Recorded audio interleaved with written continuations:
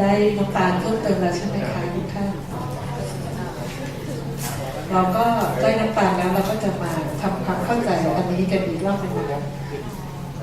ในกรณีที่ถ้าเราบอกว่าในความเป็นเราบอกว่ามันไม่ต่างกันเมื่อกี้เรามีสมมติฐานว่าทำวิธีนี้เมื่อเทียบกับวิธีเก่าไม่ต่างกันคำว่าไม่ต่างกันแปลว่าลบมันต้องได้ศูนย์ใช่ไหมคะมันไม่ต่างกันใช่ไหมคะมันก็เหมือนกับแท่งนี้ค่ะเราบอกว่าเราแอบซูมว่านะคะ true value คือค่าจริงมันเท่ากับศูนย์นะมันถึงไม่ต่างกันถ้าค่าจริงมันเท่ากับศูนย์นะคะเราจะมี critical value คือตัวที่จะบอกว่างานการเก็บข้อมูลไอ้พวกที่เรื่องที่เรายอมรับได้ให้ได้อยู่ 5%แต่เมื่อไหร่ก็ตามอันนี้เมื่อเราบอกว่ามันไม่ต่างกันนะคะพอไม่ต่างกันมันเป็นได้ทั้งบวกและลบซ้ายขวาเราได้ค่าละ 2.5% นะคะทีนี้ถ้านะคะเราบอกว่ามันต่างกันแหละมันต่างกันแต่นะคะค่าที่เป็นจริงคือของเป็นจริงที่เกิดขึ้นในกลุ่มที่เราศึกษาเนี่ยมันต่างกันเพราะฉะนั้นต่างกันมันก็ต้องมากกว่าศูนย์นะคะต่างกันต้องมากกว่าศูนย์และมันมักจะเวลาต่างกันเวลาเราดูทิศทางมันจะเป็นทิศทางที่ดีกว่าเหมือนกับงานใหม่ดีกว่างานเก่าอย่างไรนะคะทิศทางมันจะดีกว่ามันก็เลยขยับมาด้านขวามือของเรานะคะบางครั้งเราก็เจอเหมือนกันค่ะว่าเรามีสมมติฐานแบบนี้เราทดสอบว่ากลายเป็นว่ามันแย่ลงนะคะมันจะไปหลักลงถ้าเราบอกว่ามันต่างกันแปลว่าค่าจริงของมันเนี่ยนะคะมันจะเป็นจำนวนตัวเลขตัวหนึ่งที่มีช่วงที่มันจะเป็นจริงได้มันจะมีช่วงแค่นะคะที่เขาเรียกว่า small value คือช่วงค่าของความเป็นจริงมันจะมีแค่เท่านั้นนะคะในค่าที่มีความแคบแบบนั้นนะคะส่วนที่นะคะจะทำให้นะคะเห็นถึงความแตกต่างของมันว่ามันต่างกันไหมนะคะก็คือส่วนนี้นะคะแปลว่าเมื่อตอนแรกที่เราบอกว่าถ้ามันไม่ต่างกันค่าจริงเป็นศูนย์ใช่ไหมคะสองค่าเท่ากันแต่เมื่อไหร่ที่มันต่างกันแล้วมันต่างมาทางที่มีอันหนึ่งดีกว่าอีกอันหนึ่งนะคะค่าที่มันมีความแตกต่างอย่างนี้จะเห็นว่ามันเป็นฝั่งเดียวอะค่ะมันไม่ได้เป็นสองข้างไม่ใช่ทูเทลเป็นข้างเดียวนะคะในสองข้างในข้างเดียวนี้นะคะ area ของมันจะเท่ากับที่ 20% ข้างเดียวค่ะข้างเดียว 20% นะคะตัวนี้นะคะเราก็เลยบอกว่านะคะถ้านะคะค่าจริงของมันเนี่ยไม่เท่ากันเราก็ไม่เท่ากับศูนย์นะคะแต่เป็นจำนวนใดจำนวนหนึ่งที่มันมีค่าความสำคัญของมันเนี่ยเป็นตัวเล็กๆแคบๆนะคะใช้ true error จะเท่ากับ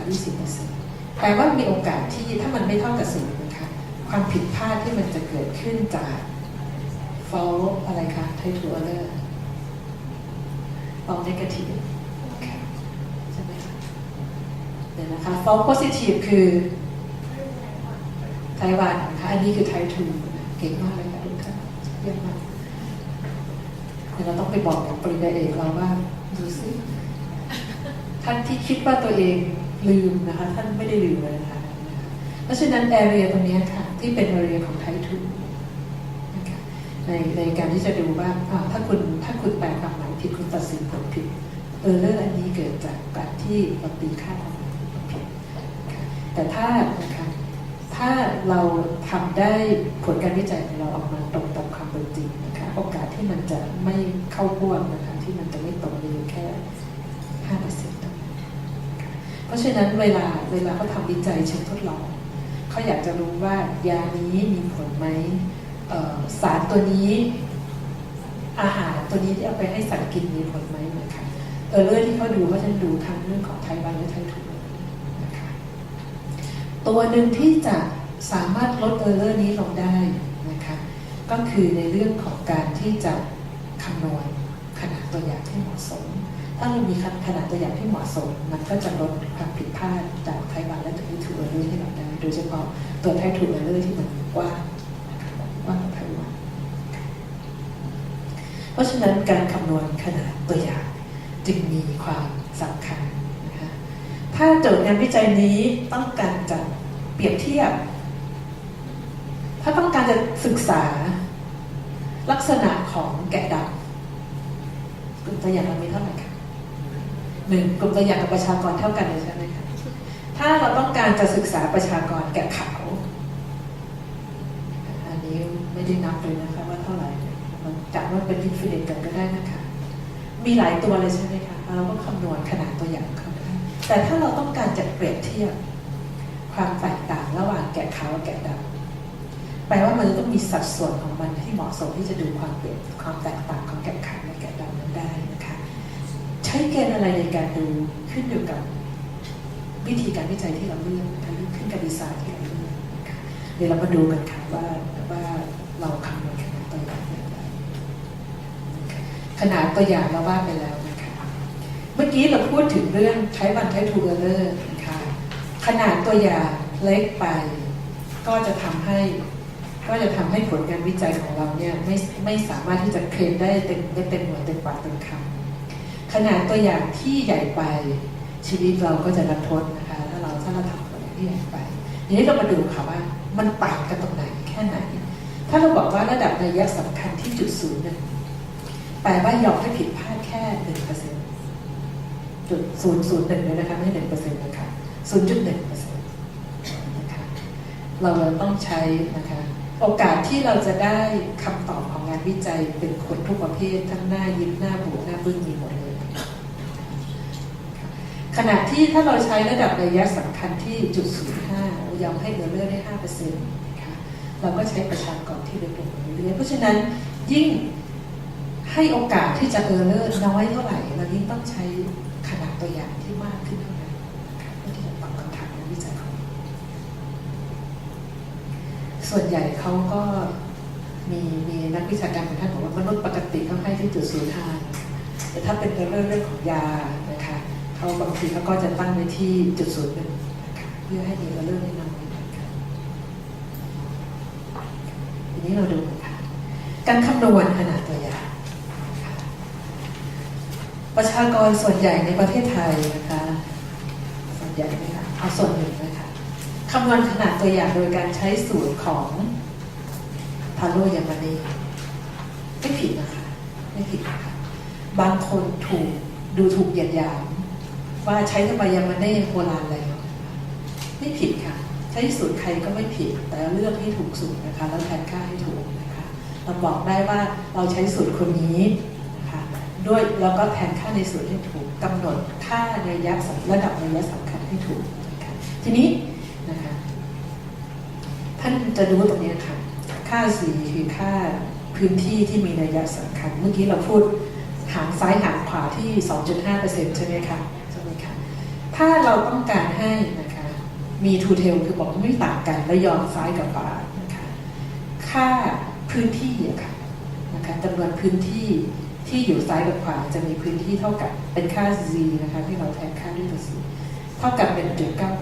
1.96 เขาบอกว่าพูดแล้วต้องแบบให้คอสั่นๆเพื่อนเล็กน้อยนะคะสายเสียงนะคะถ้านะคะก็เรากำหนดค่าความเชื่อมั่นที่ 99% แปลว่าให้แค่ 1% นะคะพื้นที่ของในโครงปกตินะคะจะเท่ากับ 2.58 นะคะแทนค่าในสูตรพวกนี้นะคะ n นะคะดูสัญลักษณ์นิดนึงนะคะเวลาเราพิมพ์ค่ะ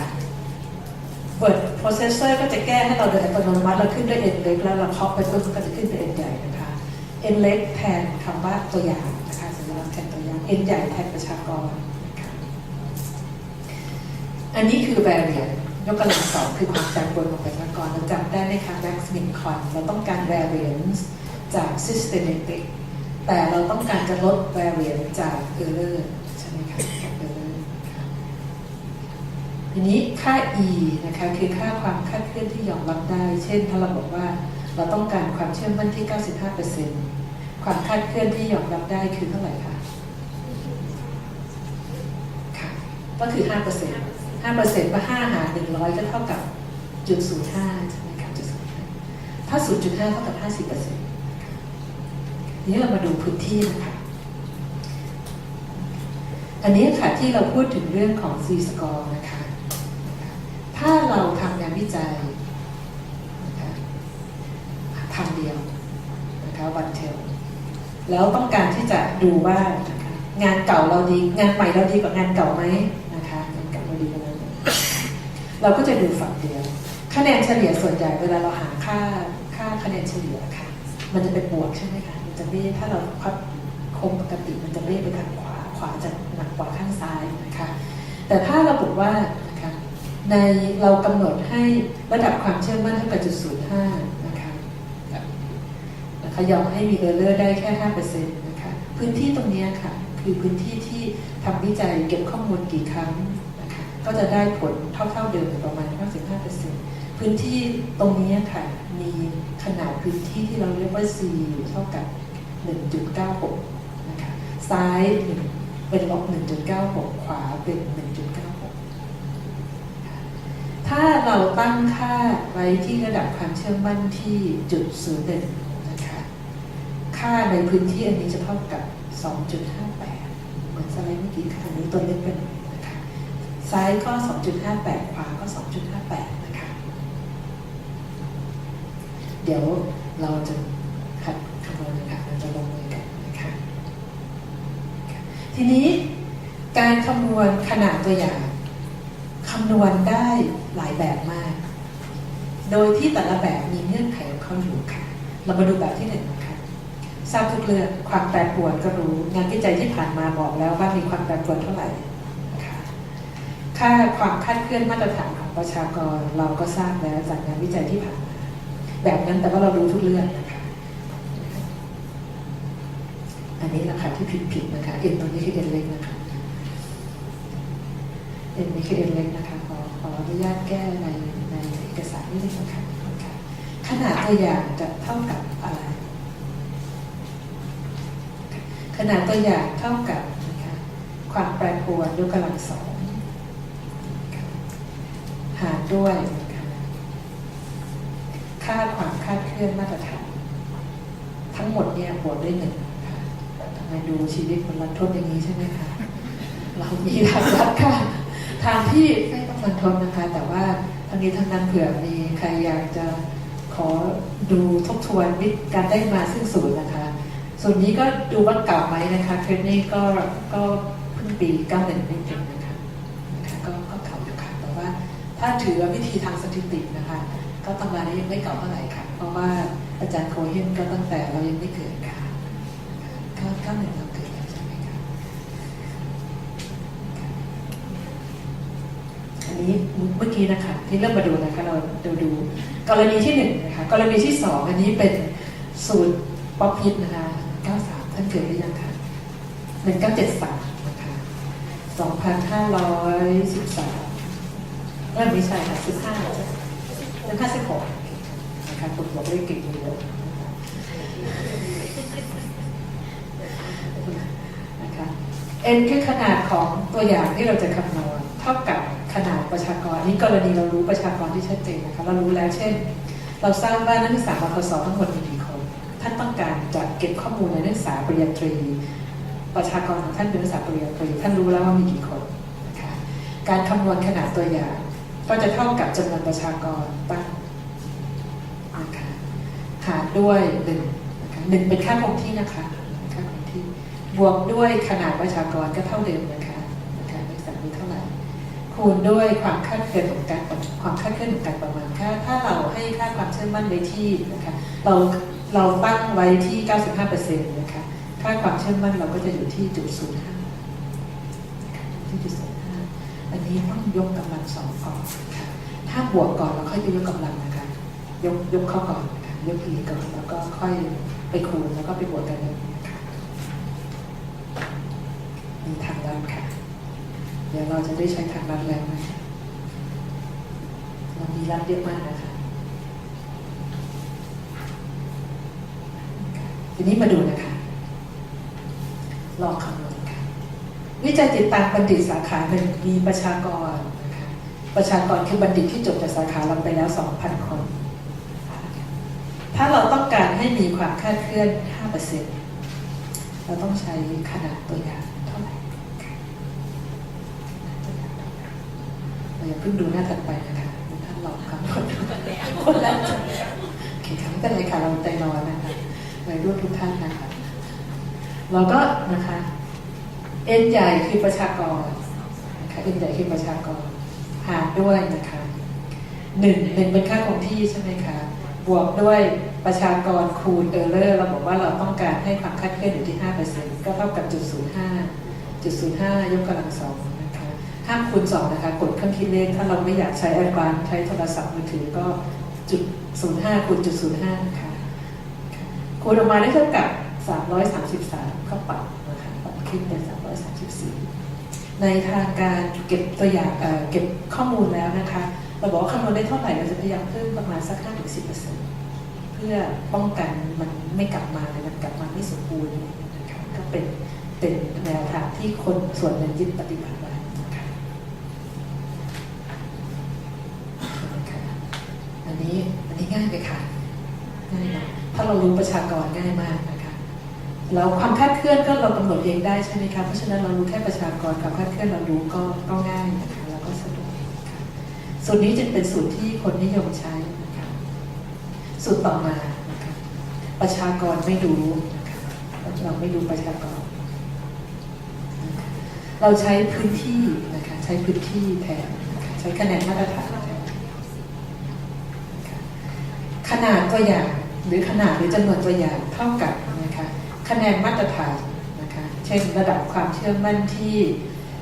0.05ขนาดมาตรฐานก็เท่ากับ 1.96 นะคะ 1.96 ยกกำลังสองนะคะคูณด้วย p p อันนี้คือสัดส่วนที่สนใจในประชากรเช่นเราบอกว่าเราอยากจะสำรวจพฤติกรรมการขับขี่ของนักศึกษาเราก็ไม่ทราบว่าเด็กนักศึกษาที่จะขับขี่ปลอดภัยในเท่าไหร่ถ้ามีงานวิจัยก่อนหน้านั้นของท่านอื่นทำไว้ก่อนหรือหน่วยงานเราทำไว้ก่อนตั้งปีที่แล้วบอกว่าเด็กที่พฤติกรรมการขับขี่ไม่ดีมีอยู่ 30% นะคะ P นี้ก็เท่ากับ0.3นะคะ Q เท่ากับ1 ลบ P ค่ะเพราะฉะนั้น Q ก็เท่ากับ7.7นะคะเท่ากับ7.7นะคะ E ยกกำลังสอง E ก็เป็น error ที่เรายอมรับได้นะคะถ้าเรากำหนด error ไว้ที่0.05นะคะ E ก็จะเป็นที่ 0.05 กำลังสองนะคะก็ง่ายใช่ไหมคะค่ามาตรฐานคือ C ยกกำลังสองได้ 1.96 นะคะก็จะ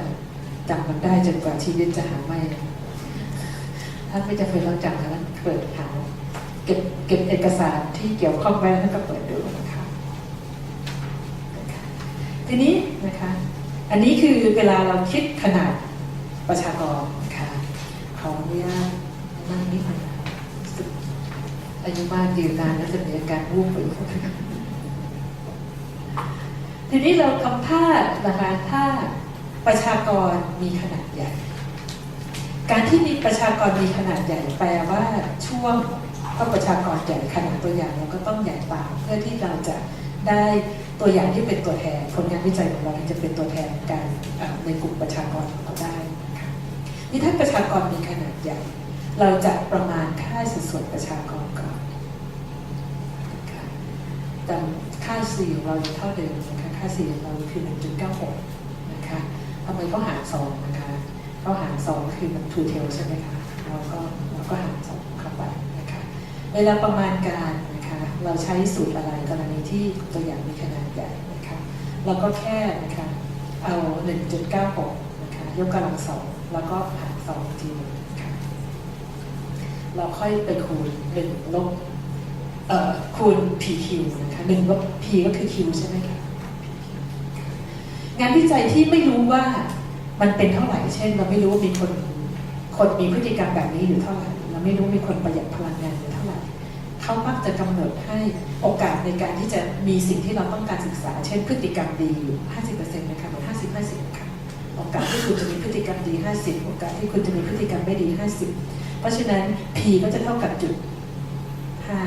Q ก็จะเท่ากับ0.5ค่ะ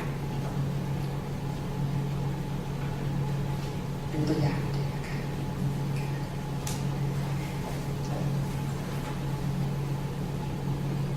เราไม่รู้ว่าตอนที่ทำวิจัยค่ะไม่รู้ว่ามีประชากร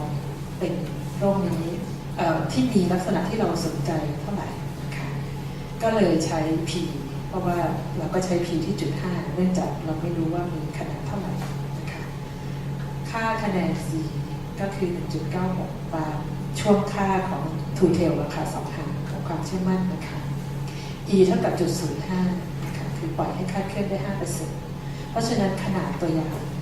ขนาดตัวอย่างเท่ากับ C ยกกำลัง2คือ 1.96 ยกกำลัง2นะคะคูณด้วย50คูณ50ใช่ไหมคะอันนี้ PQ นะคะหารด้วย 0.05 ยกกำลัง2ได้384หลายคนบอกกลับไปคิดสูตรแรกดีกว่าสูตรแรกได้334นะคะ384ห่างกัน50 รายใน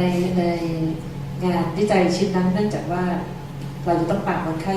มากกว่าไปเก็บครั้งเดียวเราต้องตามดูว่าคนไข้หายไหมเราก็เลยบวกกันเรื่อยๆ10นะคะกรณีกลัวว่าคนไข้จะไม่อยู่นี่มีความกังวลหลายอย่างนะครับวิจัยสถาบันดีแล้วค่ะส่วนใหญ่คนจะไม่อยู่เป็นใครครับคนลาออกไปใช่ไหมคะของทางวิทยาศาสตร์การแพทย์นี่ไม่อยู่บางทีก็เสียชีวิตค่ะข้ามคนได้ก็จะ lost case ไปนะคะทีนี้จากการประมาณการสัดส่วนของประชากรกรณีที่ประชากรมีขนาดเล็กนะคะเขาก็แค่มีตัวขนาดประชากรเล็กเข้ามาเป็นตัว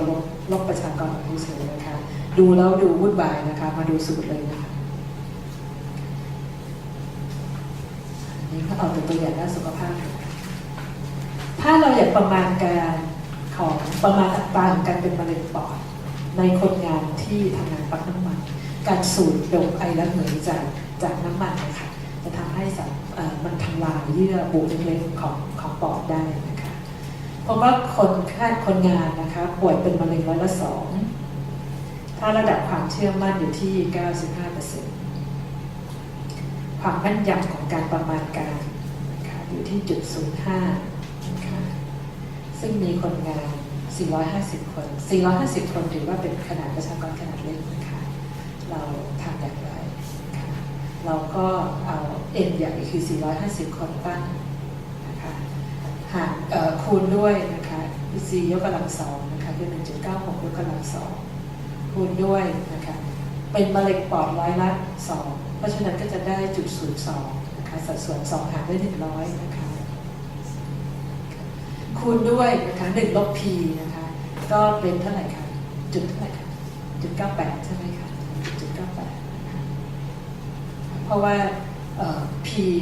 P ลบ1ลบ P เท่ากับ Q ใช่ไหมคะเพราะฉะนั้นถ้า P เรา0.02 ก็เป็น0.98 นะคะตัวหารนะคะตัวหารก็เป็นค่าความคาดเคลื่อนที่ยอมรับได้ยกกำลัง2นะคะคูณด้วยประชากรเราคือประชากร450 คนซึ่งประชากรขนาดเล็กนะคะลบด้วย1นะคะเป็นค่าคงที่นะคะบวกด้วยพื้นที่ใต้โค้งปกตินะคะ 1.96 นะคะยกกำลัง2คูณด้วยตัวเดิมนะคะตัวนี้มันเป็นทั้งตัวข้างบนและข้างล่างนะคะคูณด้วยโอกาสในการเกิดโรคในกลุ่มนี้นะคะแล้วก็คูณด้วย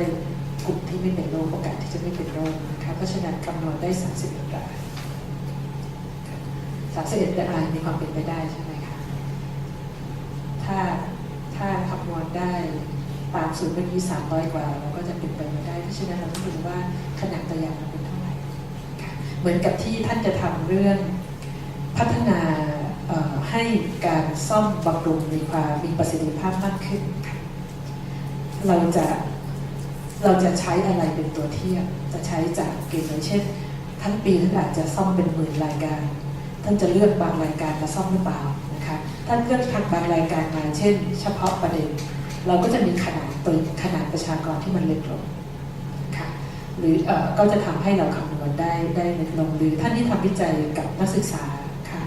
นักศึกษาทางมหาวิทยาลัยมีเป็นหมื่นแต่เราจะประเมินเฉพาะหลักสูตรเดียวอย่างนี้นะคะหลักสูตรเดียวประชากรก็น้อยลงนะคะเราก็สามารถที่จะเอาจำนวนประชากรเนี่ยมาคำนวณโดยใช้สูตรนี้แล้วก็ได้ตัวจำนวนคนที่เราควรจะติดตามได้หรือกรณีที่อยากศึกษาบัณฑิตที่พึงประสงค์ใช่ไหมคะถ้าเราต้องการทำเป็นเบสไลน์ไว้สำหรับบัณฑิตทุกคนอาจจะต้องทำบัณฑิตทุกคนที่เข้ามาปีนึงแต่ต่อไปถ้าเราอยากจะรู้ว่าวิธีการดูแลแบบที่1แพ็กเกจแบบนี้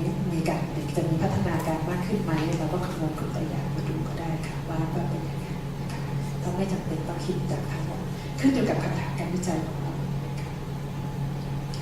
กรณีที่ไม่รู้อะไรนะคะประชากรก็ไม่รู้ประชากรมีขนาดใหญ่แต่ไม่ทราบประชากรนะคะก็สามารถจะคำนวณได้โดยการใช้สูตรของทาโร่ยามาเน่ทาโร่ยามาเน่ก็ไม่ค่อยมีความแตกต่างอะไรกับที่ผ่านมานะคะเพียงแต่อยากจะแสดงให้ทุกท่านเห็นว่าใช้คนละสูตรขนาดตัวอย่างต่างกันแค่ไหนค่ะเมื่อกี้เป็นการใช้สูตรทางเรื่องของการประมาณค่า population โอกาสที่จะเกิดนะคะ probability นะคะอันนี้ในสูตรของ Taro Yamane ก็มาใช้ในเรื่องของการประมาณการปรับขนาดของประชากรนะคะก็จะใช้สูตรนี้นะคะค่าคะแนนค่าจำนวนตัวอย่างก็จะใกล้ๆกันทีนี้มาดูนิดหนึ่งค่ะแบบง่ายแบบง่ายก็ใช้โดยการใช้ร้อยละของประชากรไม่ควรจะใช้กับงานวิจัยขนาดใหญ่นะคะขนาดใหญ่เช่นทั้งจังหวัดนครราชสีมาถ้าท่านอยากจะทำเรื่องความสนใจของนักเรียนมัธยมในการที่จะเข้ามาเรียนในหลักสูตรของเราอยากจะรู้เรื่องความสนใจในการจะศึกษาในหลักสูตรนั้นโน้นนี้นะคะถ้าทั้งโคราชมีนักเรียนเป็นหมื่นเขาก็แนะนำว่าให้ใช้ร้อยละ5ก็พอค่ะถ้าหลักพันก็ใช้ร้อยละ10ค่ะเพราะฉะนั้นสัดส่วนของร้อยละในการที่จะเรียกเก็บข้อมูลก็จะประมาณนี้นะคะเคยไปทำเรื่องของการวิจัยเพื่อพัฒนาทำยังไงคนจะกินเกลือสื่อไบโอดีนนะคะเพื่อให้มีความยาวของเดนไดรท์คือเส้นประสาทยาวขึ้นเขาเรียกเส้นประสาทให้มันยาวขึ้นคือเด็กจะฉลาดนะคะคนส่วนหนึ่งคิดว่าถ้าขาดไอโอดีนเขาพอกอย่างเดียวจริงคือโง่ด้วยค่ะคือเขาไม่พอกก็โง่ได้จากการขาดไอโอดีนเวลาเราไปทำมัน1 จังหวัดประชากรเขาก็เยอะเหมือนกันแต่ว่าเวลาเราเลือก1 อำเภอค่ะเราก็ใช้สัดส่วนที่ร้อยละ10ค่ะง่ายๆนะคะกำหนดขนาดตัวอย่างได้ค่อยไปหาว่าจะมีวิธีการเลือกตัวอย่างอย่างไรนะคะทีนี้มีง่ายกว่านั้นเมื่อกี้วิธียากนะคะคำนวณต้องใช้การคำนวณนิดนึงนะคะแต่ว่าอาจจะช่วยเราเรื่องของว่าไม่ให้เราหลงลืมง่ายนะคะเราได้คำนวณนะคะทีนี้วิธีการง่ายค่ะใช้ตารางสำเร็จรูปเลยค่ะง่ายดีนะคะใช้ตารางสำเร็จรูปมี2 แบบนะคะตารางสำเร็จรูปแบบที่1นะคะหันไปอันนี้ก่อนนะคะตารางสำเร็จรูปของ Tracy Morgan นะคะถ้านะคะเราต้องการติดตามบัณฑิตเหมือนกันนะคะเมื่อกี้ 2,000 ใช่ไหมคะเราคำนวณนะคะเราได้334 รายเราอยากจะรู้ว่าถ้าเราใช้ตารางล่ะจะต่างกันไหมกับการที่คำนวณเมื่อกี้นะคะใช้ตารางสำเร็จรูปมีประชากร200 คนความคาดเคลื่อน 5% นะคะเราก็มาดูในตารางนะคะนี่นะคะประชากร2,000 นะคะ2,000 อยู่นี่นะคะ322 รายน้อยกว่าใช่ไหมคะน้อยกว่านิดหน่อยนะคะแต่ว่าก็ไม่ได้ต่างกันมากนะคะอันนี้ก็เป็นตัวหนึ่งที่เราเอามาใช้ได้ตารางสำเร็จรูปก็ใช้ได้เหมือนกันนะคะไม่มีอันไหนผิดอันไหนถูกนะคะคือใช้ได้ทุกอันเพียงแต่ว่าเรามีอ้างอิงที่ถูกต้องว่าเราใช้เกณฑ์ของใครนะคะแล้วก็มีการคำนวณนี่ถ้าเราดูของยามาเน่นะคะยามาเน่ประชากรเราเมื่อกี้ 2,000 เหมือนกันใช่ไหมคะยามาเน่จะมีตัวที่นะคะตัวที่ต่างกับของ Tracy Morgan อยู่ตรงที่ว่ายามาเน่ใช้เรื่องของความคาดเคลื่อนเข้ามาเกี่ยวข้องด้วยนะคะเวลาเราดูสูตรของยามาเน่นะคะค่า confidence interval 95% นะคะแปลว่ายอมให้เออร์เลอร์ได้ 5% ใช่ไหมคะถ้าเรายอมให้เออร์เลอร์ได้นะคะ5%ประชากร 2,000 เราก็ได้322 เท่ากันเลยใช่ไหมคะทีนี้ถ้าเราบอกว่าไม่เอาแหละเราอยากได้ความคาดเคลื่อนน้อยขอแค่%เดียวคาดเคลื่อน%เดียวนะคะเราจะได้กลุ่มตัวอย่าง1,000 คนเยอะไหมคะเยอะทำได้ไหมคะถ้าเด็กในปศ1,600ก็พอได้ไหมขึ้นอยู่กับคำถามการวิจัยของเราเช่นเดียวกันกับท่านที่จัดซื้อจัดจ้างที่บอกว่าแล้วงานจัดจ้างของเราประชากรจะเป็นใครประชากรจะเป็นใครแล้วจะวัดผลอย่างไรถ้ามีประชากร3 กลุ่ม ประชากรที่เป็นรายการจัดซื้อจัดจ้างใช่ไหมคะเรานับจาก request ของการจัดซื้อจัดจ้าง1ออเดอร์แล้วก็ดูว่าแต่แรกจนจบออเดอร์ได้ของมาแล้วเป็นอย่างไรนี่ประชากรกลุ่มที่1นะคะเช่นสมมติว่าปีที่แล้วท่านทำจัดซื้อจัดจ้างอยู่ประมาณสัก10,000 รายการใช่ไหมคะท่านมีเอ็ดใหญ่แล้วว่าเท่าไหร่ใช่ไหมคะท่านสามารถใช้ตารางนี้ได้เหมือนกันกลุ่มที่2ที่เป็นกลุ่มประชากรเป็นกลุ่มตัวอย่างในงานวิจัยของท่านได้คือทีมที่ทำงานด้วยกันทีมที่ทำงานด้วยกันเพราะเราจะพูดถึงเรื่องการเอาวิธีการใหม่มาใช้ใช่ไหมคะกับประชากรกลุ่มที่3ที่ท่านต้องใช้นะคะก็คือเรื่องของผู้รับบริการของเราเพราะฉะนั้นกลุ่มผู้รับบริการเราถามเขาได้เรื่องเวลาเรื่องความพึงพอใจใช่ไหมคะแต่เรื่องประสิทธิภาพของวิธีการใหม่เราจะดูเรื่องของจำนวนครั้งที่ต้องแก้ไขเรื่องเวลาในการตั้งแต่แรกจนจบเนี่ยเป็นอย่างไรอันนั้นเนี่ยจะเป็นในตัวของเราสามารถจะใช้ตารางพวกนี้ค่ะไม่ว่าจะเป็นด้านไหนสามารถใช้ตารางพวกนี้ในการกำหนดขนาดตัวอย่างเรื่องเลยค่ะเห็นความง่ายยังค่ะง่ายขึ้นเรื่อยๆไม่ใช่ค่ะก็ต้องออกแบบดีๆค่ะชีวิตเราจะไม่รันทดนะคะเราจะเจอกันอีกหลายรอบอยู่นะคะไม่รู้ว่านั่นเป็นผลทำให้ชีวิตท่านรันทดขึ้นหรือน้อยลงนะคะแต่ว่าถ้าเราบอกว่างานวิจัยของเรามีกลุ่มเป้าหมายกลุ่มเดียวคือผู้รับบริการหรือกลุ่มเป้าหมายเป็นนักศึกษาเราก็หาวิธีการหาตัวอย่างเดียวแต่งานของเราถ้าเป็นงานพัฒนางานมันจะไม่มีงานที่เป็นกลุ่มเป้าหมายกลุ่มเดียวค่ะมันจะมีเป้าหมายคือแล้วงานที่จะดีขึ้นเอาอะไรวะคนที่จะบอกว่างานดีขึ้นคือใครเพราะฉะนั้นเราต้องมีกลุ่มเป้าหมายมากกว่า1 คนเป็นกลุ่มแล้วนะคะกลุ่มตัวอย่างที่ไม่ใช้ความน่าจะเป็นใช้วิธีการเลือกเลยค่ะเช่นรู้ว่าเด็กกลุ่มนี้เป็นอัจฉริยะฉันไม่ต้องใช้ความน่าจะเป็นไปหาเลยนะคะหรือมีสมมติฐานว่าเด็กกลุ่มนี้น่าจะมีทักษะการเรียนรู้ดีกว่ากลุ่มอื่นไปเก็บข้อมูลจากกลุ่มนี้ได้เลยกลุ่มตัวอย่างเวลาเลือกกลุ่มตัวอย่างที่ไม่ใช้ความน่าจะเป็นนะคะเราสามารถกำหนดคุณสมบัติได้เลยค่ะว่าเราจะเก็บข้อมูลอะไรแบบนั้นไม่ต้องกำหนดกลุ่มตัวอย่างนะคะยกเว้นว่ากลุ่มที่เราจะเก็บข้อมูลเรื่องใหญ่มากการเรียนจำเป็นต้องกำหนดขั้นตอนนะคะบางครั้งเนี่ยถ้าเราบอกว่าคิดไว้ว่า 10% แล้ววิธีการได้มาจากตัวอย่างทำยังไงก็เจอใครก็คนนั้นแหละอันนี้คือวิธีสะดวกนะคะก็ใช้วิธีสะดวกไม่ใช้ความน่าจะเป็นมีอะไรบ้างเจาะจงมีวัตถุประสงค์ชัดเจนนะคะกำหนดโควต้าเช่นชั้นปีที่110% ของคณะชั้นปีที่2 10% ชั้นปีที่3เท่าไหร่ค่ะหรือโควต้าในเรื่องของสาขานี้เท่าไหร่สาขานั้นเท่าไหร่นะคะการกำหนดโควต้าก็มีวิธีการในการกำหนดนะคะเดี๋ยวเราจะพูดถึงเขาวันนี้ก็เลยจะไม่ได้มีโอกาสให้ท่านได้ลงมือทำนะครับขอพรุ่งนี้นะคะท่านที่เอาคอมพิวเตอร์มาก็ขอโทษนะคะท่านที่ยังไม่ได้เอามาพรุ่งนี้มาด้วยนะคะจะมีอะไรออนไลน์ที่นี่มี Wi-Fi ไหมคะเราสามารถใช้อะไรออนไลน์ช่วยเราออกแบบงานวิจัยได้เยอะนะคะนักศึกษาเวลาสอนนักศึกษาบอกว่าอาจารย์ก็ไม่ยากค่ะหนูเซิร์ชมาหนูก็เรียนแบบเขาเลยจะพูดว่ารอบก็กระไรอยู่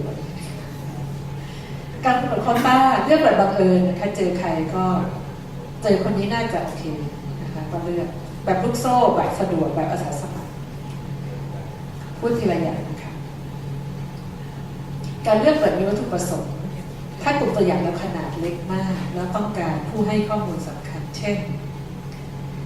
ความต้องการของการมีหลักสูตรลักษณะบัณฑิตที่พึงประสงค์เราต้องการที่จะไปเก็บข้อมูลกับคนออกแบบหลักสูตรคนไม่เยอะใช่ไหมคะเราต้องการเก็บข้อมูลกับ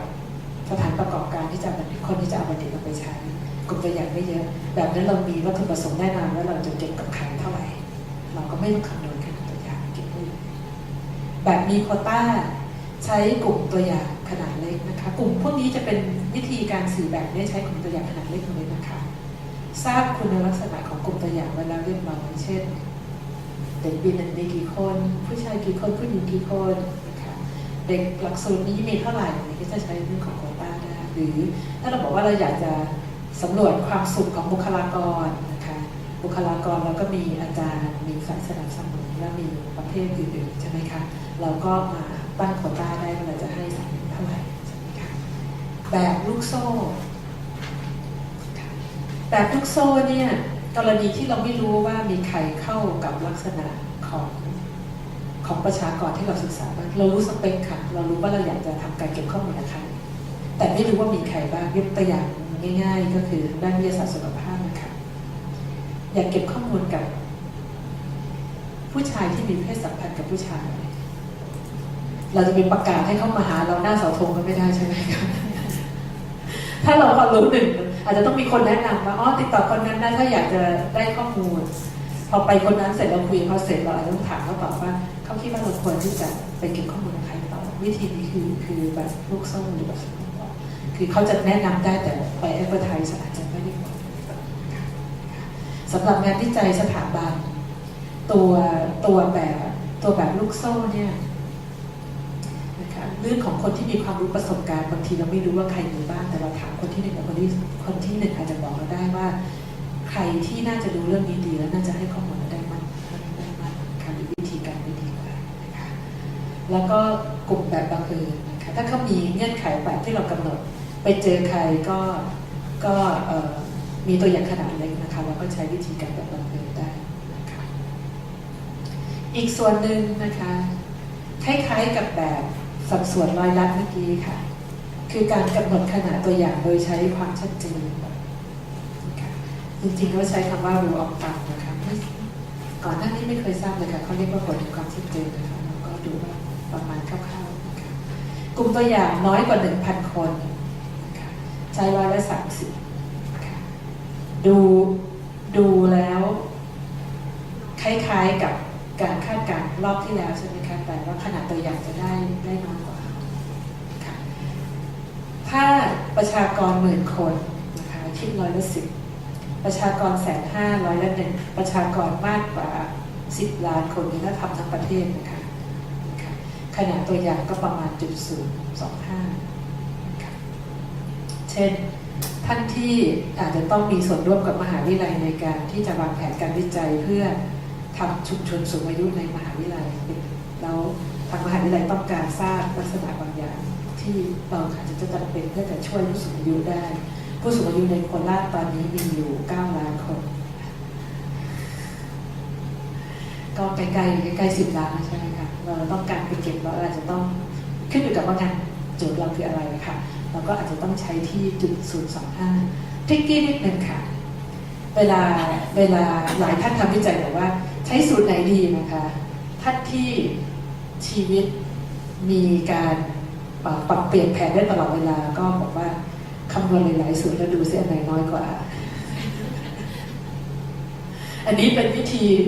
การแก้ปัญหาหนึ่งใช่ไหมคะแต่ว่าอันนั้นก็ใช้ได้ค่ะแต่อันไหนน้อยกว่าเราต้องมีเหตุผลประกอบเช่นถึงมันจะน้อยกว่าแล้วทำไมวิธีการนี้ดีจะตอบว่าเป็นตัวแทนของประชากรได้อย่างไรอะไรอย่างนี้นะคะอันนี้ก็จะช่วยได้ค่ะบางทีเราต้องการขนาดตัวอย่างที่เยอะขึ้นวันนี้ค่ะเราต้องการให้คาดเคลื่อนน้อยที่สุดความปลอดภัยของรถมีแค่นี้นะคะเนี่ยค่ะถ้าจะเอารถขึ้นไปจอดเริ่มเมื่อไหร่ลงมาก็ลงมาเจออะไรที่ยึดโยงอยู่ก็หมดเลยนะคะเหมือนกันค่ะเราต้องการให้มีความเชื่อมั่นที่ดีเราจะได้เกิด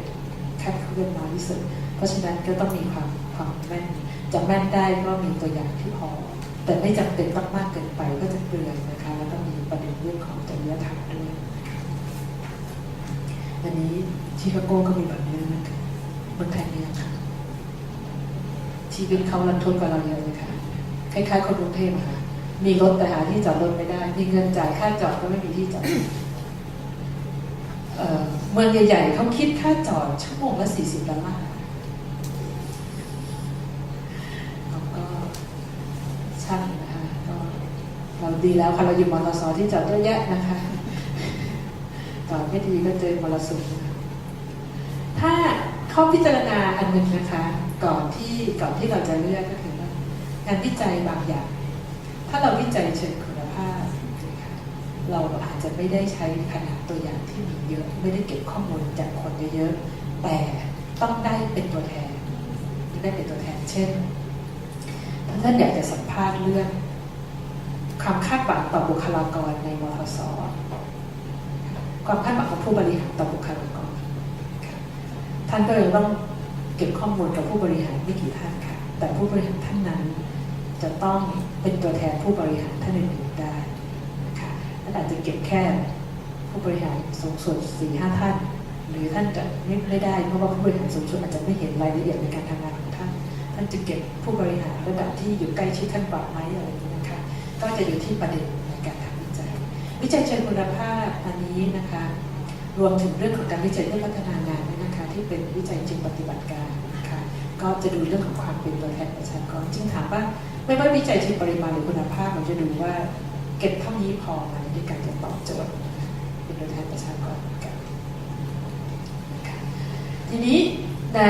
การทฤษฎีของโคเฮนนะคะบอกว่าถ้าจะต้องมีการเปรียบเทียบความสัมพันธ์นะคะเปรียบเทียบความสัมพันธ์ดูความแตกต่างนะคะจะต้องสามารถที่จะมีจำนวนตัวอย่างพอที่จะใช้วิธีการทางสถิติได้นะคะวิธีการตัวอย่างที่พอนะคะเขาบอกว่าอย่างน้อย10%ทีนี้ถ้าประชากรขนาดใหญ่110%ก็เยอะใช่ไหมคะบางคนก็บอกว่าไม่ใช้110ได้ไหมใช้กลุ่มละ30 คนเนี่ยนะคะเช่นเขาเปรียบเทียบกันเรื่องของเสริมสร้างการเรียนรู้ของเด็กโดยการใช้พี่เลี้ยงแต่ไม่ใช้พี่เลี้ยงนะคะกลุ่มละ30อย่างน้อยเป็นตัวที่เอามาเป็นตัววัดนะคะก็อันนั้นก็จะเป็นตัวหนึ่งที่สามารถที่จะลดความเออร์เลอร์จากไททูเออร์เลอร์ได้นะคะงานวิจัยชิ้นทดลองนะคะเขาบอกว่าใช้ประมาณที่30 คนขึ้นไปการที่ใช้ประมาณ30 คนขึ้นไปคือถ้าคำนวณด้วยวิธีโคเฮนก็จะได้ประมาณ30 คนเหมือนกันนะคะแต่ถ้าไม่คำนวณหลักการอย่างง่ายก็30เพราะการที่ได้ตัวอย่างประมาณ30ผลการวิจัยจะออกมาที่สามารถจะพร้อมคล้ายๆจะเป็นโค้ดปกตินะคะถ้ามี2 กลุ่มนะคะต้องแบ่งครึ่งค่ะ30ก็ได้กลุ่มละประมาณ15 คนนะคะในการดูว่าควรจะมีตัวอย่างเท่าไหร่ยากไหมคะถ้า30 คนขึ้นอยู่กับว่าคนนั้นเป็นใครใช่ไหมคะคนบางคนก็ยากมากใช่ไหมคะนี่เราก็อันนี้ก็ลักษณะต่อมาในการคำนวณนะคะในการกำหนดขนาดตัวอย่างถ้าประชากรมีลักษณะใกล้เคียงกันมากเราไม่ต้องใช้ขนาดตัวอย่างเยอะค่ะถ้าเขาใกล้เคียงกันมากแต่ถ้าเขามีความแตกต่างกันเยอะเช่นนักศึกษาแพทย์คือของที่แตกต่างกันน้อยเช่นเด็กโปรแกรมวิทย์ก้าวหน้าเขาจะใกล้ๆกันจังนะคะศักยภาพเขาใกล้ๆกันคุณสมบัติเขาใกล้ๆกันแต่ถ้าเราดูที่นักศึกษาแพทย์จะมีทั้งหนึ่งอำเภอ1 แพทย์1 คนใช่ไหมคะมีโอดอทมีแพทย์ที่มาระบบปกติมีแพทย์โควต้าอื่นๆนะคะหรือถ้าเราดูที่ดูง่ายกันเลยค่ะนิสิตแพทย์จุฬานี่ดูเหมือนเขาจะมาเป็นเส้นขนานกันเขาจะมีแพทย์จุฬาที่เอ็นทรานซ์เข้ามาพวกคาบช้อนเงินช้อนทองมาก่อนแล้วก็มีแพทย์ชนบทที่ก็ต้องมีความวิทยาอุตสาหะถ้าเรามีความแตกต่างกันแบบนั้นนะคะเราต้องใช้ขนาดประชากรมากกว่าแต่ถ้าส่วนใหญ่แล้วบ้านเราใกล้กันอย่างอื่นใกล้กันหมดเราใช้ขนาดประชากรที่1 ก่อนได้เพราะฉะนั้นสิ่งหนึ่งที่ท่านอยากจะให้ท่านได้รู้คือว่าสำหรับงานวิจัยของท่านเนี่ยคนที่เราจะเก็บข้อมูลด้วยคนที่เป็นประชากรที่เราสนใจจะทำวิจัยด้วยมีขนาดอย่างไรและมีความแตกต่างมากน้อยเท่าไหร่ถ้าเป็นเรื่องของพฤติกรรมของคนนะคะถ้าเป็นเรื่องพฤติกรรมของคนเนี่ยก็ใช้ขนาดกลุ่มตัวอย่างขนาดกลางตามเซอร์เวย์ก็ได้ค่ะตามเซอร์เวย์ก็คืออยู่ที่ประมาณ300การที่ประมาณ300จะขึ้นอยู่กับว่าสิ่งที่เราสนใจศึกษาเป็นแบบไหนนะคะการกำหนดขนาดตัวอย่างกำหนดตามวิธีเก็บข้อมูลด้วยค่ะส่งแบบสอบถามทางไปรษณีย์กะว่าจะได้คืนไหมคะรีเทิร์นเรทต่ำมากนะคะทำยังไงเราจะได้เยอะค่ะ เดี๋ยวนี้เราบอกว่าถ้าเก็บกับวัยรุ่นเราเอาไปทาง Facebook ทางอย่างอื่นใช่ไหมคะถ้าเก็บกับผู้ใหญ่หน่อยต้องเป็นแจกกระดาษแบบฝากทางให้ไปแจกรางวัลด้วยนะคะจับลอตเตอรี่ค่ะมีคนทำทุกอย่างค่ะมันจะได้ผลแค่ช่วงสั้นๆถ้าเก็บข้อมูลหลายครั้งไม่ค่อยได้ผลถ้าเก็บข้อมูลครั้งหนึ่งจะได้หรือมีค่าตอบแทนให้นะคะตอนเราทำวิจัยทำยังไงคนไข้จะกินยาครบเราที่อันหนึ่งที่ไปดูงานคือที่ปากีสถานอันนี้อาจจะมาใช้กับการที่ส่งเสริมให้นักศึกษามีพฤติกรรมที่ดีด้วยนะคะเมื่อไหร่ก็ตามที่เขาพบว่าคนไข้ขึ้นทะเบียนรักษาแล้วตรวจเจอว่าเป็นพอดีเลยทำวิจัยวัณโรคเยอะนะคะตรวจเจอว่าเป็นวัณโรคคุณมาขึ้นทะเบียนพร้อมเอาเงินมาให้ฉัน500 บาทถ้าคุณกินยาไปจนครบรักษาครบแล้วเอาเงิน500 บาทคืนรัฐบาลจ่ายให้อีก500 บาทได้กลับไป1,000ค่ะช่วงที่ทำวิจัยเคียวเลดีมากค่ะคืออัตรารักษาหายดีมากค่ะหลังจากนั้นไม่มีเงินให้แล้วมันก็หายไปพอมันหายไปก็ต้องมีวิเคราะห์กันว่าปัญหาอยู่ตรงไหนทำไมคนไข้ในการรักษาหายไข้ลดลงก็มาเจอเรื่องของค่าตอบแทนเขาก็เลยใช้ของปากีสถานก็ใช้ของเขาสหกรณ์ค่อนข้างจะเข้มแข็งนะคะปากีสถานอินเดียพวกนั้นค่ะเขาก็เลยใช้เงินที่ผ่านมาจากระบบสหกรณ์ที่เป็นดอกเบี้ยรับผลนะคะเอามาใช้ในการส่งเสริมการรักษาคนไข้เมืองไทยอะไรก็ไม่ได้ผลค่ะเป็นมากก็เป็นตัวเลยนะคะ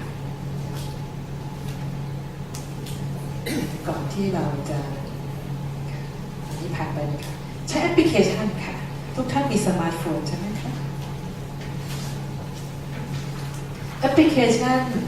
แบบหมดยังคะยังไม่หมดใช่ไหมนั่นก็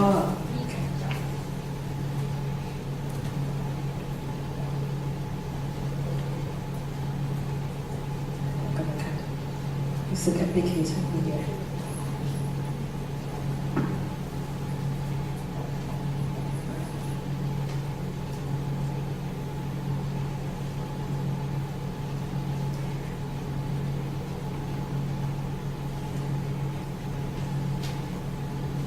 โทรศัพท์ของคนติดกาแฟก็จะเป็นแบบนี้นะ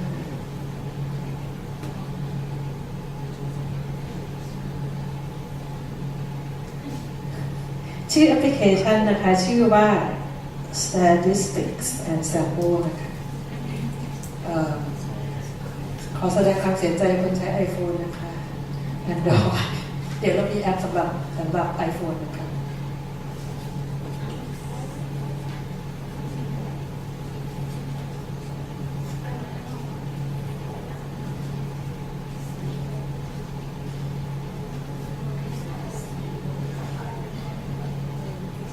โหลดมาแล้วหน้าก็จะเป็นแบบนี้ค่ะแบบนี้นะคะ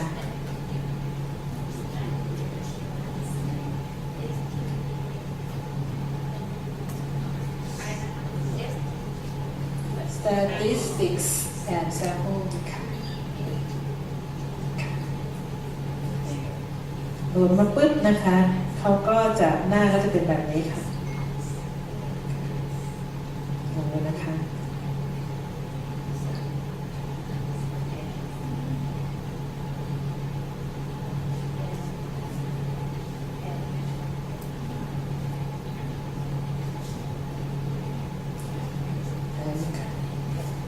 อันนี้เราเวลาท่านใช้โทรศัพท์ในการคำนวณกำหนดขนาดตัวอย่างและประชากรนะคะใครว่างไม่ได้เล่นนั้นเนี่ยกำลังจะทำวิจัยวางแผนวิจัยไม่ได้ส่งไลน์ส่งดอกไม้พร้อมข้อความใดๆทั้งสิ้นหรือคำคมนะคะพอถ้าโหลดมาแล้วนะคะแล้วเปิดนะคะหน้าตาก็จะเป็นเหมือนใน PowerPoint ค่ะโปรแกรมนี้ฟรีค่ะที่สำคัญนะคะฟรีแล้วก็เราไม่จำเป็นจะต้องเสียอย่างเดียวคือมันมีบั๊กมาด้วยนะคะเราไม่จำเป็นจะต้องออนไลน์อยู่แล้วก็ใช้ได้คือโหลดมาทีนึงแล้วก็มันก็อยู่กับเราค่ะโปรแกรมนี้มีอะไรบ้างนะคะโปรแกรมนี้มีการคำนวณขนาดตัวอย่างนะคะถ้าเราอยากจะสุ่มคำนวณได้แล้วว่า334รายจะต้องการสุ่มเข้ากลุ่มเปรียบเทียบกับกลุ่มทดลองกลุ่มควบคุมนะคะกลุ่มที่เราจะทำอะไรบางอย่างกับกลุ่มที่ไม่ทำอะไรบางอย่างเพื่อเปรียบเทียบกัน เราก็สามารถที่จะเลือกได้เลือกตารางนะคะเลือกตารางของการกระจายข้อมูลได้ว่าเราใช้ตารางแบบไหนเลือกมีแม้กระทั่งคำนวณสถิติให้ด้วยนะคะไม่ต้องไปซื้อ SPSS นะคะตอนนี้มหาวิทยาลัยเรา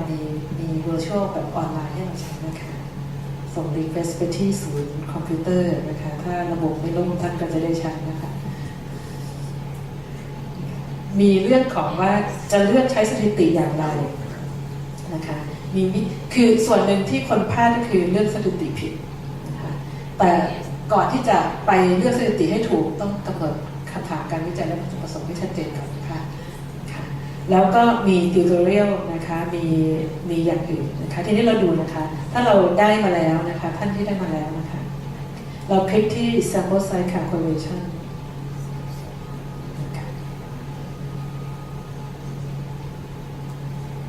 ตอนนี้ท่านกำลังโหลดหรือท่านได้แล้วค่ะได้แล้วใช่ไหมคะทันทีคนมทสนี่สุดยอดเลย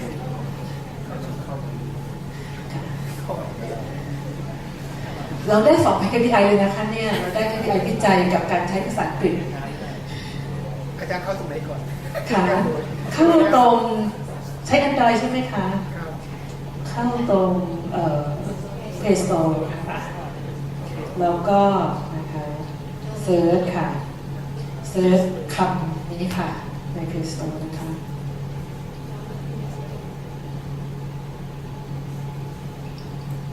โทรศัพท์นี้มีทุกอย่างรวมทั้งสมองของเราด้วยใช่ไหมคะเดี๋ยวนี้ไม่จับเบอร์โทรศัพท์ใช่ไหมคะไม่จำได้ค่ะ Play Store แล้วก็เซิร์ชคำนี้ค่ะพอได้อันนี้มาเสร็จแล้วก็เลือก install ค่ะ statistic and sample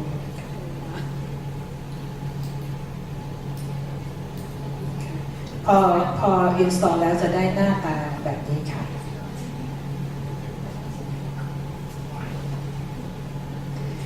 มีแอปพลิเคชันเยอะเหมือนกันนะคะในการที่จะคำนวณขนาดตัวอย่างแล้วก็วิเคราะห์ข้อมูลนะคะเราก็เลือกใช้โดยส่วนตัวไม่เห็นว่านี่มันง่ายค่ะคือมีแบบซับซ้อนและมีแบบง่ายค่ะมีท่านใดที่กำลังโหลดอยู่นะคะเราดูอันแรกนะคะถ้าเราคลิกตรง sample size calculator นะคะเขาจะมีตั้งแต่ถ้าเราอยากรู้ค่าเฉลี่ยเช่นนะคะเราอยากจะรู้ว่านักศึกษาเรามีความสูงเฉลี่ยเท่าไหร่เราก็มา estimate มีนะคะจะมีสูตรขึ้นมาให้นะคะเราบอกได้ว่าถ้ามันมีค่าส่วนอยู่ในมาตรฐานอยู่แล้วเราใส่ไปนะคะ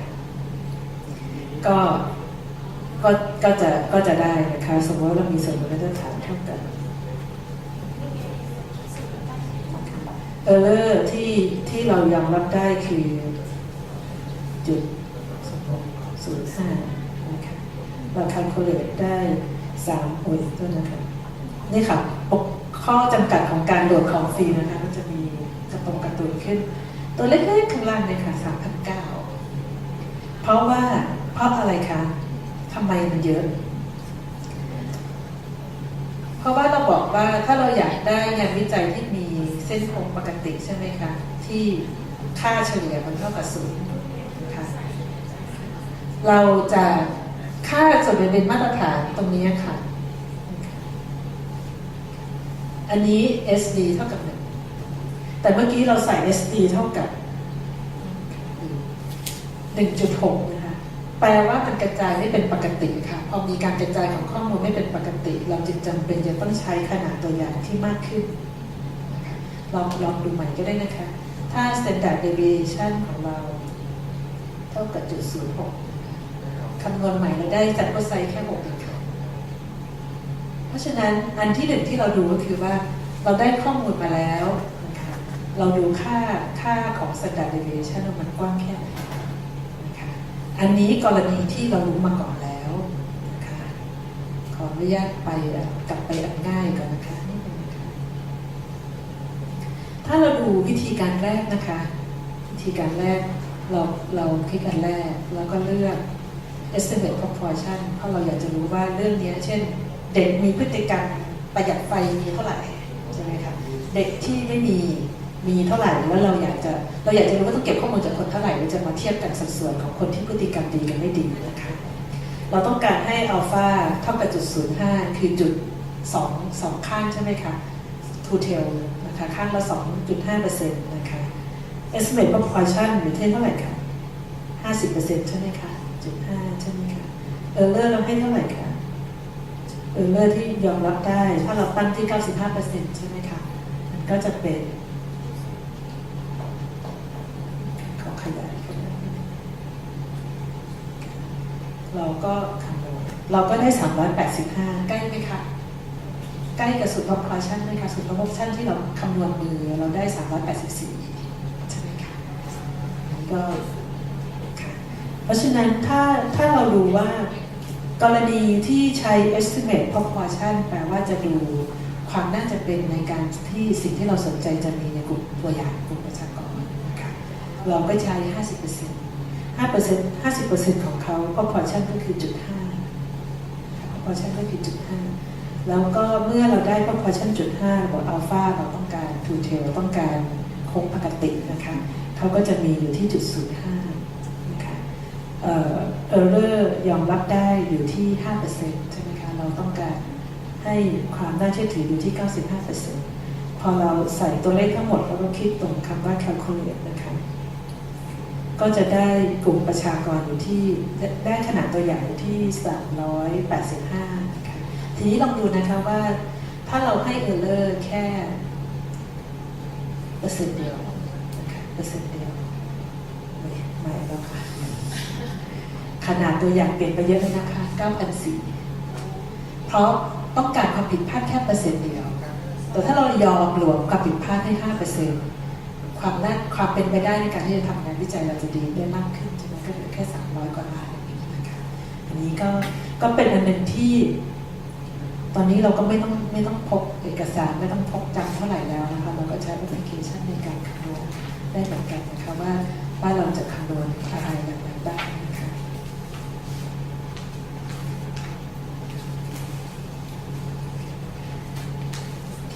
ถึงตรงนี้มีคำถามไหมคะปกติเราเลิกกี่โมงคะ4 โมงตรงใช่ไหมคะขอบคุณค่ะ4 นาทีค่ะมีคำถามไหมคะมีคำถามไหมคะจริงๆสิ่งที่อยากให้ทุกท่านได้มีมาพวกนี้ค่ะคือจะทำอะไรจะใช้ตารางจำได้ไหมคะตารางวันแรกที่เป็นตารางก็ได้หรือจะใช้ใบที่วันนี้ก็ได้ค่ะนะคะแล้วก็เราจะง่ายขึ้นในการที่จะช่วยท่านคำนวณว่าช่วยท่านออกแบบการวิจัยแล้วก็คำนวณเป้าหมายของพวกนี้นันทุกคนตั้งใจไว้อย่างนี้นะคะช่วยท่านคำนวณขนาดตัวอย่างท่านได้มาแล้วใครมาเราก็จะคุยกันเรื่อง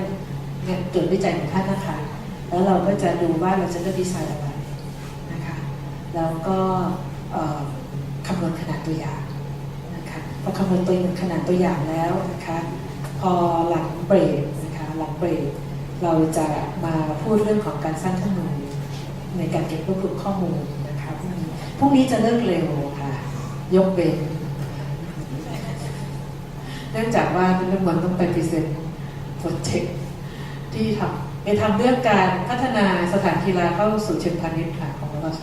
พวกนี้ต้องไปนำเสนอให้ท่านผู้บริหารค่ะเวลาบ่าย 3:30 ค่ะเพราะฉะนั้นเราก็น่าจะเลือกบ่าย 3:30 นะคะประมาณนั้นนะคะยกเว้นพี่นิดอยากจะมาช่วยท่านนะคะก็แต่ว่าคิดว่า 3:30 มันน่าจะโอเคนะคะเราค่อนข้างจะ productive อยู่เพราะฉะนั้นคืนนี้ทำกันบ้านนิดนึงนะคะวัตถุประสงค์การวิจัยท่านแล้วก็สิ่งที่ท่านคิดว่าจะได้จากงานวิจัยของท่านเป็นอะไรเรามีคำถามชวนคิดไว้สำรวจนโยบายปลอดบุหรี่ 100% ในมกส.ต้องใช้ขนาดตัวอย่างเท่าไหร่คะ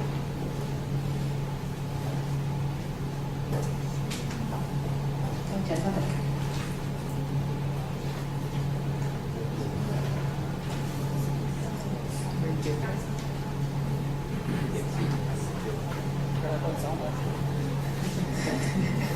ประชากรเราไม่เป็น 2,000 นะคะใช่ไหมคะถ้า ถ้าเราใช้ proportion เราก็ได้เท่าเดิมใช่ไหมคะก็คือได้300กว่าใช่ไหมคะ383.3 รายถ้าท่านใช้วิธีการeasy rule of thumb ท่านอาจจะคิดที่เป็นหมื่นใช่ไหมคะคิดที่ 5% ใช่ไหมคะ 5% ของ10,000ตอนนี้เรามี 15,000 ใช่ไหมคะโดยประมาณก็คิด 5% ของ15,000 นะคะเพราะฉะนั้นก็แล้วแต่นะคะว่าท่านจะใช้วิธีการไหนพรุ่งนี้เราที่จะมารู้เรื่องของการสุ่มตัวอย่างที่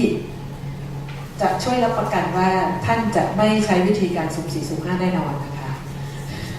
คือคำนวณขนาดได้แล้ว ต้องรู้ด้วยว่าขนาดเท่านั้นขนาด384เนี่ยจะได้มายังไง384เดี๋ยวพรุ่งนี้เราว่ากันเพราะฉะนั้นเรามีสัญญาใจกันใช่ไหมคะว่าท่านจะกลับไปเขียนวัตถุประสงค์ทุกท่านตั้งใจมากค่ะคือเดินผ่านเองแล้วก็เราไม่ค่อยมีเวลาคุยกันพรุ่งนี้เช้าก่อนเราเริ่มเราจะฝากนิดนึงนะคะ